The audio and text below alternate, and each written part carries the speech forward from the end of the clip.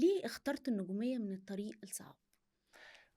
بُصّي، هو أنا ما اخترتش الطريق الصعب، أنا اخترت الطريق الصح، إمم. لإن الطريق الصح هو إن الجمهور أو الصُّنّاع بتوع المهنة هم اللي يشاوروا عليكِ، وهم اللي يقولوا ده يعني يستاهل الدور ده، وبعدين الدور ده، وبعدين الشغلانة دي ما ينفعش حد يفرض نَفْسه على الجمهور، ما ينفعش حد فجأة يعني لسه بيعمل أدوار صغيرة ويبقى بطل، أو يبقى يعني يتصدّر أعمال يعني.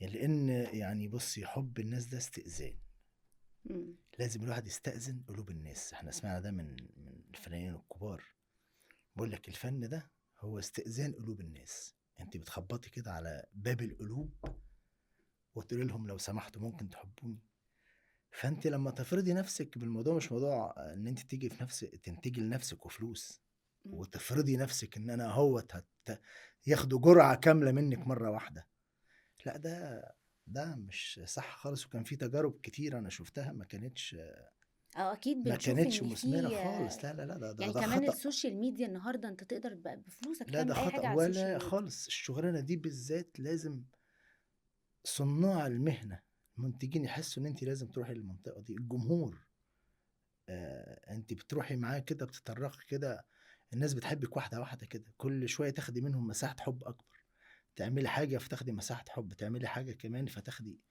لغاية ما تبقي خلاص استويتِ وتقدري بقى تخشي بعمل أكبر، زي على فكرة الممثل والجمهور هي قصة حب كده، صحيح. بتبدأ واحدة واحدة صغيرة، ما ينفعش فجأة أروح أنا إيه، داخل جايب عليه. خدوا فيلم بطولة لأ طبعًا لأ خالص. بتتقبل فكرة إنه تبقى في location وتسمع نقد من مخرج أو تسمع تعليق من زميل أو أي حاجة، بتتقبل ده؟ برغم إن آآ أنت يعني businessman كبير وأنت اللي متعود دايمًا أنت اللي تدّي الorders يعني. لأ بُصّي، أنا في المهنة دي أنا بادخل باحترم قوانين اللعبة والمهنة، أنا بادخل الlocation بتاع العمل ما ليش دعوة أنا باشتغل إيه أو أنا باعمل إيه، أنا هنا جزء من هذه المهنة.